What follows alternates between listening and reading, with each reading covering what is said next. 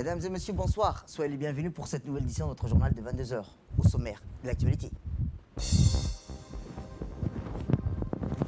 À la une dans l'actualité nationale, réunion préliminaire du comité de pilotage au programme d'appui à la décentralisation. Et enfin, dans l'actualité internationale au Mali, l'Union européenne suspend ses missions au Mali.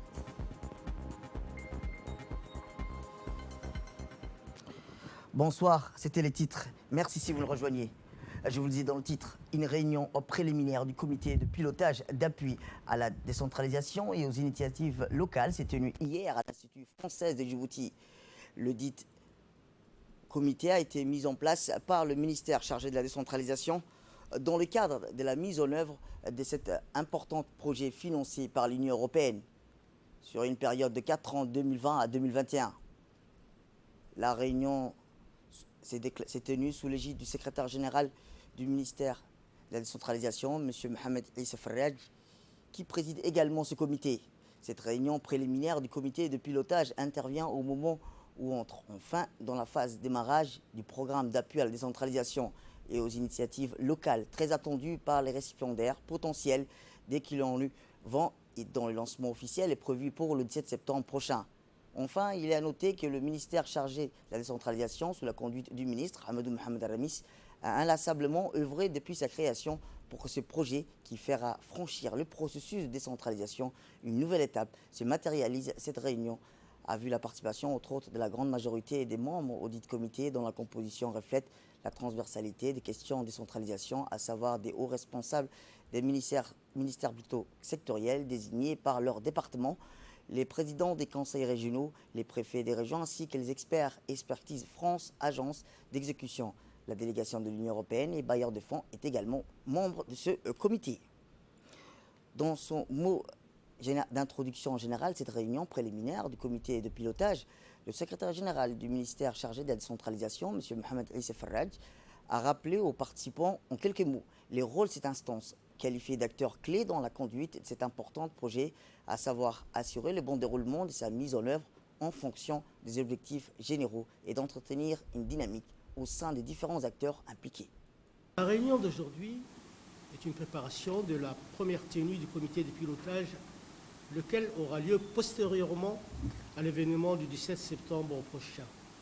Faut-il rappeler que le comité de pilotage créé par le secrétariat d'État chargé de la centralisation, en la circonstance, il assure le bon déroulement de la mise en œuvre du projet en fonction des objectifs généraux et entretient une dynamique au sein des différents acteurs impliqués.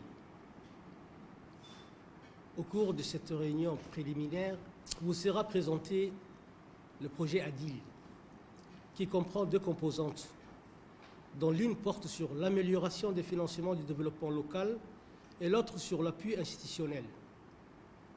Il sera également question de l'organisation du système de subventions déployé dans le cadre d'ADIL, de faire le point d'étape sur l'état d'avancement de ce projet. Mesdames, Messieurs les membres du comité, vous êtes le panel éminent sur lequel le CED compte beaucoup pour la réussite de ce projet. Écoutons ces quelques réactions recueillies lors du pilotage du programme d'appui à la décentralisation. L'objet de la réunion d'aujourd'hui, c'est de discuter comment ces projets vont être effectivement mis en œuvre. Donc il faut savoir que ces projets est un projet qui appuie le développement la décentralisation et le développement local. Donc le développement local et les processus de mise en œuvre de la décentralisation sont des objectifs du gouvernement. Les secrétariats d'État à la décentralisation est un projet qu'il appuie beaucoup, qu'il a pu mobiliser et qu'il ne ménage aucun effort pour que les décentralisations et le développement local soient effectifs. Donc par rapport à ces points, nous tenons à remercier son Excellence les ministres Aramis, qui fait beaucoup pour les régions. Et aujourd'hui, l'objet de la réunion d'aujourd'hui, c'est de discuter le développement local, comment les régions peuvent avoir accès à des subventions du budget de l'État, mais en premier également des subventions des partenaires. Comment, avant de parler des subventions également, il est question de parler de renforcement des capacités. Renforcer les capacités des conseils régionaux renforcer les capacités des régions de façon globale. On parle également ici de subventions pour la mise en œuvre de projets qui sont identifiés et mis en œuvre directement par les régions. Autre actualité dans ce 22h, c'est aussi l'Office national du tourisme de Djibouti a clôturé mercredi dernier au Palais du Peuple un atelier de formation de sensibilisation de 4 jours portant sur le thème de la protection et la sécurité du touriste, destiné à l'endroit des professionnels du tourisme ainsi qu'aux agents et officiers de la police nationale. Ici en présence du secrétaire général du ministère de l'Environnement, de l'Urbanisme et de l'Environnement, du Tourisme, M. Dina Abdallah Omar, du colonel Idriss Djamagiri, du directeur de l'immigration de la police nationale ainsi que du directeur général de l'Office national du tourisme de Djibouti, M. Ousmane Abdi Mohamed. L'objectif principal était de sensibiliser sur les capacités des acteurs impliqués dans le secteur du tourisme en matière de protection et de sécurité des touristes durant leur séjour, ainsi que dans les établissements d'hébergement ou encore au cours de cette visite. À savoir les représentants des l'hôtel, des opérateurs et des guides touristiques. La formation était principalement axée sur la protection et la sécurité des touristes, mais aussi les établissements d'hébergement et sites touristiques. Une thématique qui présente un intérêt non négligeable pour notre pays et surtout pour notre institution policière. Dans cette thématique de la sécurité et de la protection du touristique, la police nationale est le principal acteur dans ce domaine. Cet atelier a permis une réelle prise de conscience entre les agents de la police nationale et les acteurs professionnels des touristes. Les acquis de cette formation serviront à nos fonctionnaires ici présents de renforcer leurs compétences professionnelles pour assurer un tourisme de qualité sur l'ensemble du territoire national. Pour sa part, le secrétaire général du ministère de l'Urbanisme, de l'Environnement et du Tourisme, M. Dina Abdallah Omar, a profité de cette occasion pour remercier les acteurs impliqués dans le secteur du tourisme, ainsi que les officiers de la police nationale pour la concordance des efforts déployés partout sur le territoire afin d'assurer la protection et la sécurité des touristes, a-t-il précisé. Écoutons ses propos.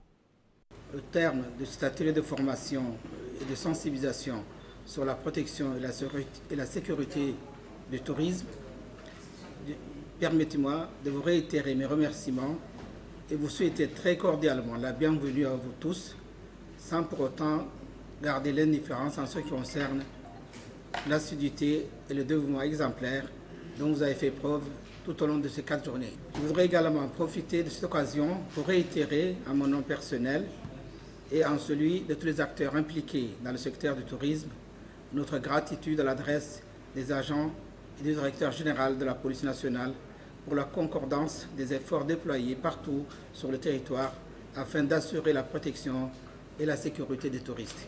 Comme vous pouvez le savoir, plus que toute autre activité économique, le succès ou l'échec d'une destination touristique dépend en grande partie de sa capacité à garantir à ses visiteurs la protection et la sécurité de leur intégrité physique, de leurs biens et de leur environnement. Car l'insécurité touristique affecte négativement la fréquentation en décourageant les touristes et ternit l'image de notre pays.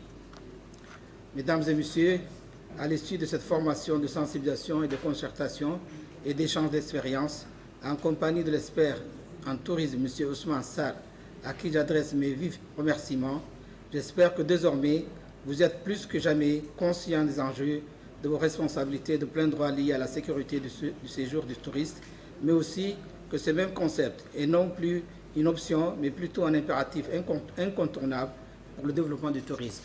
Je reste convaincu qu'avec une réelle prise de conscience des opérateurs touristiques ainsi que les autres acteurs impliqués, nous pouvons assurer que le tourisme à Djibouti soit florissant et durable. Enfin, j'espère que vous allez faire bon usage et que vous allez utiliser avec pragmatisme des connaissances acquises au cours de ces 4 jours de formation. Et vous exhorte à adopter les principes fondamentaux de protection et de sécurité dans votre milieu professionnel. Voici les propos du responsable du service E-Visa recueillis par notre équipe lors de l'atelier de formation, des clôtures de formation de sensibilisation destinée aux professionnels du tourisme ainsi qu'aux agents des officiers de la police nationale. Aujourd'hui, nous sommes ici pour finaliser une formation qui a duré 4 jours Nous avons commencé le dimanche 23 août 2020. Et cette formation consiste sur la protection et la sécurité des touristes. Cette formation consistait sur la notion de protection de sécurité, l'impact du niveau de sécurité sur l'image d'une destination. Nous avons parlé aussi sur la sécurité des endroits publics et les établissements hôteliers. L'industrie du tourisme joue un rôle important dans nos sociétés et elle représente aussi une source fondamentale, disons génératrice des devises. Elle contribue fortement à la croissance économique de notre pays. J'adresse mes sincères félicitations à tous les participants de ces formations qui ont pu bénéficier de ces formations en premier lieu. Mes remerciements vont également à l'endroit des initiateurs et à tous ceux qui ont rapporté le soutien de cette formation, qui est d'une importante capitale pour promouvoir le tourisme en République de Djibouti. Autre actualité, concernant l'évolution du Covid-19 dans notre pays et surtout au niveau de l'aéroport, des ports et des frontières terrestres, c'est décompte comme suite. 2116 tests ont été réalisés depuis hier au niveau des ports et des aéroports et des frontières terrestres. 56 tests se sont avérés positifs au niveau des frontières. Rappelons que tous les cas détectés positifs au niveau des ports, frontières et aéroportières sont suivis et traités par l'équipe médicale de Bouffar. Enfin, le bilan global des tests réalisés uniquement au niveau de l'aéroport depuis le 17 juillet jusqu'au 27 août hier est de 6159 tests réalisés. 210 tests sont avérés positifs depuis le 17 juillet. Rappelons-le, le taux global des positivités des passagers arrivés au niveau de l'aéroport international de Djibouti est de 3,4%. Une délégation de la région du Puntland est en visite de travail de quelques jours à Djibouti. Cette délégation de la région du Puntland s'est rendue hier au niveau du port de Goubet et au port de Tedjoura. La visite a commencé par le port de Goubet où ils ont été accueillis par le directeur général Abdou Mohamed Ali dans la salle de réunion de ce port. Le directeur général a donné des informations sur ce port spécialisé à l'exportation du sel. Pour rappel, le port de Goubet a été inauguré par le président de la République, son Excellence Ismaël Merguele, en juin 2017. Ensuite, les hôtes se sont dirigés vers le port de Tedjoura, où le directeur général Mohamed Aboubakar Hamed les attendait.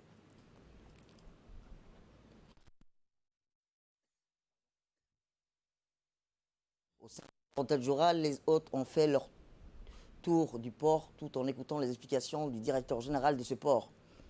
En outre, les membres de la délégation du Puntland ont pu observer les travaux de déchargement du navire général du cargo Chebel et du gazier Gas Pacha. Rappelons aussi que la délégation puntlandaise, dont le haut management du port de Garade est venue à Djibouti afin de s'enquérir des connaissances nécessaires qui leur permettent de gérer leur port.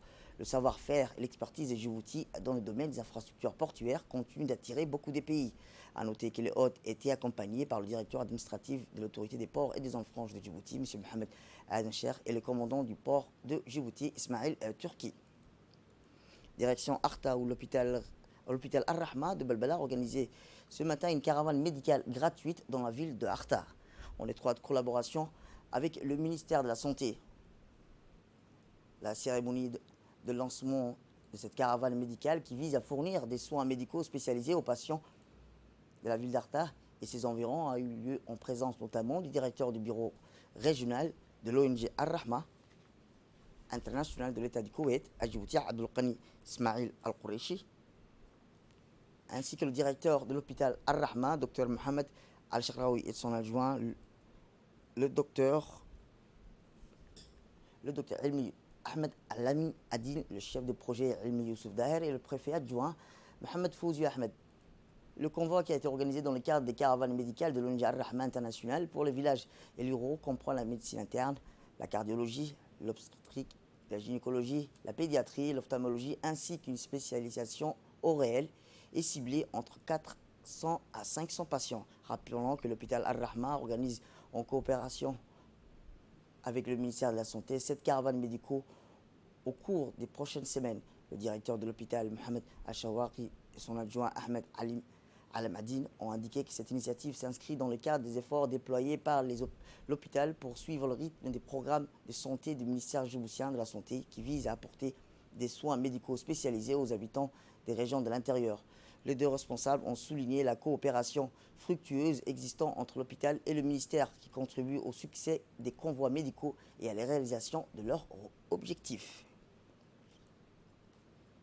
De son côté, le directeur du bureau régional de l'ONG Ar-Rahma International a rappelé que cette organisation est l'un des principaux partenaires du gouvernement djiboutien dans le domaine du développement et qu'elle œuvre dans divers domaines de l'action caritative, notamment dans le secteur de l'éducation, la santé ainsi que le secteur social. Abdulghani Ismail Al-Qourecha a saisi cette occasion pour adresser ses sincères remerciements et sa gratitude aux donateurs de l'État du Koweït et au siège social de l'ONG Ar-Rahma International. Et enfin, le préfet adjoint de la région d'Arta, M. Mohamed Fouzi Ahmed, a salué les efforts déployés par l'hôpital Ar-Rahma à Djibouti, notamment en ce qui concerne l'amélioration des conditions de santé des citoyens dans les régions de l'intérieur du pays.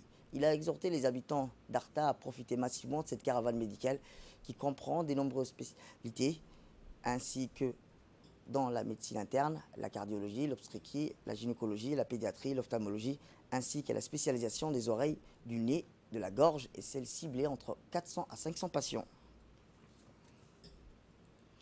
On reste toujours à Arta où la préfecture d'Arta a organisé hier soir la 4e édition du festival de musique d'été d'Arta en plein centre-ville en partenariat avec l'association Adesca. Cet événement musical a vu la participation des artistes et chanteurs comme Abdellah Ousmane, Samia Hacha, Ismail Ido, ainsi que d'autres jeunes chanteurs et talents ont animé d'une façon grandiose une foule de jeunes et vacanciers d'été qui se sont déplacés sur le lieu. Plus de 2000 personnes ont vibré au rythme des mélodies et nouvelles chansons en présence du premier préfet adjoint d'Arta, M. Mohamed Fouzi Ahmed, a souhaité les élus locaux comme Aboubakar et Omar Adel, rappelant que ce festival de musique d'été d'Arta a vu le jour en août 2017 et avait pour objectif d'animer la ville d'Arta qui accueille chaque été des vacanciers fuyant la canicule de la capitale. L'ambiance était électrique et les jeunes ont apprécié cette soirée musicale en cette période de fin d'été.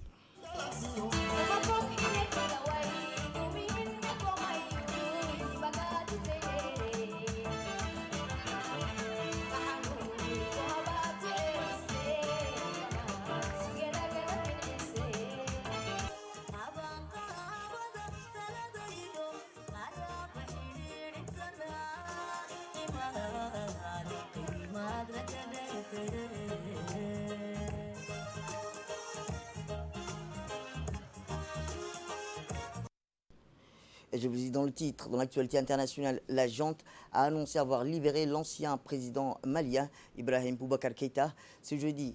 La situation au Mali est au cœur de la réunion de 27 ministres de la Défense européenne réunis à Berlin. Depuis mercredi, l'Union européenne a 2 missions de formation au Mali, l'une pour entraîner l'armée et l'autre pour former les forces de sécurité civile afin d'aider les autorités maliennes à trouver le contrôle de leur territoire en proie à l'instabilité. La mission européenne de formation, l'armée malienne, a entraîné environ 18 000 soldats au Mali depuis son lancement en février 2013. Aucun des 2 leaders du coup d'État n'est figuré parmi les soldats formés, a assuré M. Borrell. Le coup d'État militaire qui a abouti il y a quelques jours à la démission du président Ibeka a été condamné par l'Union européenne, l'Union africaine, la communauté économique des États de l'Afrique de l'Ouest, la CEDEAO, et l'Organisation internationale de la francophonie. Et en Europe, les pays européens préparent la rentrée scolaire sur fond de rebond épidémique. En Espagne, tous les élèves vont pouvoir reprendre les chemins de l'école, mais le port du masque sera obligatoire dès l'âge de 6 ans. Pas de masque donc pour les plus petits qui ne pourront toutefois fréquenter les enfants des autres classes afin de faciliter le traçage si un cas de Covid-19 est détecté. Les élèves seront en outre invités à se laver les mains au moins 5 fois par jour et seront soumis le matin à une prise de température.